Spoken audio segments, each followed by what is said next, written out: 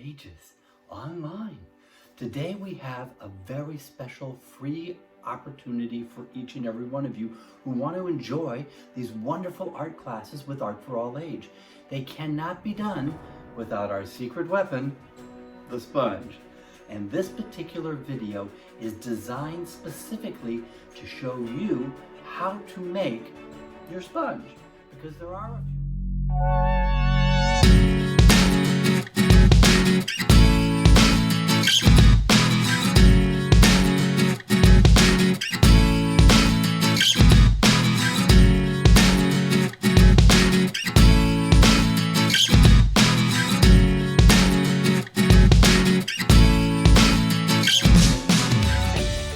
First of all, these are the basic items that you will need to create your sponges.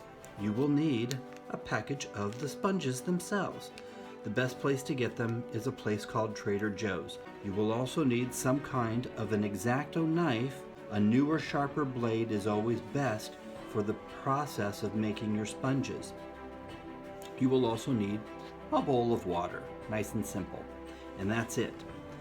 This is what your sponge looks like at the beginning. And of course, the old adage, here's the magic trick, you simply add water. Squeeze out the majority of the water, and lo and behold, this is our sponge. We will be able to create 2 of our sponges for the program from this one sponge. You'll take your fingers and you will pinch one corner of your sponge. It doesn't really much matter which corner, but I'm just going to randomly decide that I want to pinch this particular corner. And as I pinch this corner, what we're going to do is we're going to utilize the X-Acto knife to pull across on a diagonal to just do what's called a score. We're not cutting all the way through the sponge. We don't really want to do that. We just want to get a little hint of the impression. Now, if you go ahead and very carefully while you're pinching, pull the knife across the sponge, and you can now see what's going on. See how we have started to cut the sponge? You can kind of see there, we've started, okay? That's good, that's what we're looking for. Now what we want to do is we want to take both fingers from both hands and pinch the sponge. We're going to pinch the sponge here, and we're slowly going to pull apart the sponge.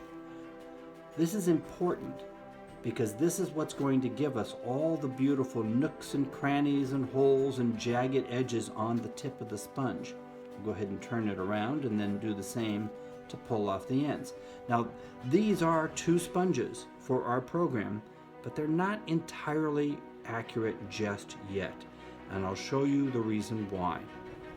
This one has a little bit of a hanging chad, as it were, so we definitely want to get rid of that. This one's not too bad. We can probably leave this one maybe a little bit off the top here on the side to kind of level that out. This one's actually not bad at all. We could use this.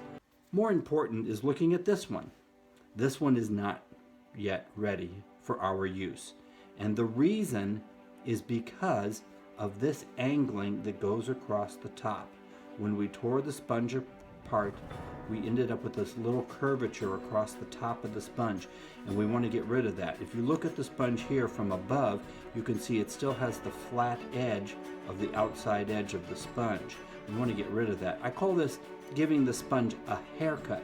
So we'll pinch the sponge here at the top just a little bit to hold it in place, and then very carefully we just want to pull a little bit across the top of the sponge to give it what I call a haircut. There we go. We'll throw that other leftover piece away, maybe get rid of some of the fiber hairs on the tips of this sponge. But that's it. There you go. Now it is ready for use. Now this is a new one. This is brand new, ready for use. They will eventually start to look like this. This is very normal.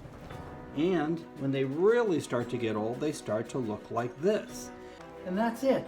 That's how you make your sponges. We hope that this has been informative for you and that you're able to now take those new sponges and go to work onto some of those wonderful paintings in our library.